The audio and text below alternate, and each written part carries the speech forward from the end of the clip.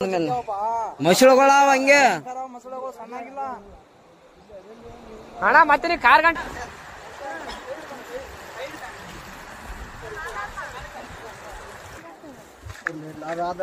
ಅಲ್ಲ ನಾನು ಹೇಳ್ತಿ ಕೇಳೋ ಈಗ ಅರು ಬಂತು ನಿಮ್ಗೆ ಹೇಳಲ್ಲ ಎಲ್ಲರಿಗೆ ಚೇಬಿಟ ಬಿದ್ದಾನಂತ ನೋಡ್ರಿ ಎಷ್ಟು ನಿಮಿಷ. ಹಲೋ ಅಣ್ಣ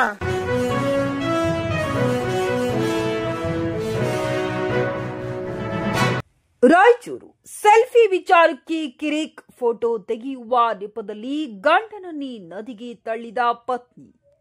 ರಾಯಚೂರು ಜುಲೈ 12 ಗಂಡ ಹೆಂಡತಿ ನಡುವೆ ಸಾಕಷ್ಟು ವಿಚಾರಗಳಿಗೆ ಮನಸ್ತಾಪ ಬರಬಹುದು. ಕೆಲವೊಂದು ಅಲ್ಲಿಂದಲ್ಲಿಗೆ ಮುಗಿದು ಹೋಗುತ್ತದೆ, ಇನ್ನೂ ಕೆಲವು ಕೊಲೆಯವರೆಗೂ ಮುಂದುವರಿಯುತ್ತದೆ.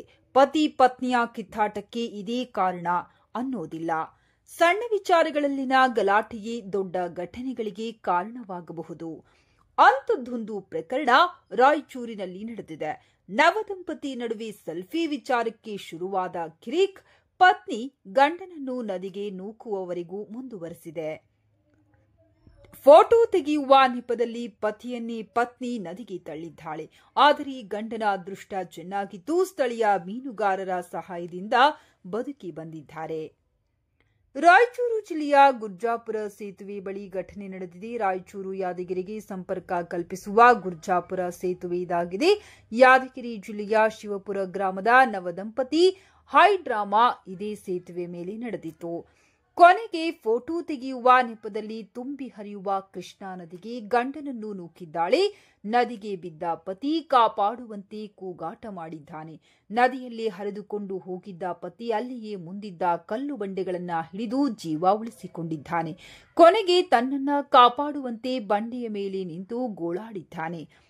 ಈ ವೇಳೆ ಅಲ್ಲಿಗೆ ಬಂದ ಮೀನುಗಾರರು ಆದ ಘಟನೆಯನ್ನ ವಿವರವಾಗಿ ಕೇಳಿದ ಬಳಿಕ ಹಗ್ಗ ಹಾಕಿ ನದಿಗೆ ಬಿದ್ದವನನ್ನು ರಕ್ಷಣೆ ಮಾಡಿದ್ದಾರೆ. ನದಿಯಿಂದ ಹೊರಗೆ ಬಂದ ಪತಿ ತನ್ನ ಪತ್ನಿಯ ವಿರುದ್ಧ ಗರಂ ಆಗಿದ್ದು ಫೋನ್ನಲ್ಲಿ ಸಂಬಂಧಿಕರಿಗೆ ಮಾಹಿತಿ ನೀಡಿದ್ದಾರೆ. ಕಳೆದ 2 ದಿನಗಳ ಹಿಂದೆ ನಡೆದ ಘಟನೆಯ ವಿಡಿಯೋ ಈಗ ವೈರಲ್ ಆಗಿದೆ. ಯಾವತ್ತು ನಿಂದ್ರಕ್ ನಿಂದ್ರು ಅಂದ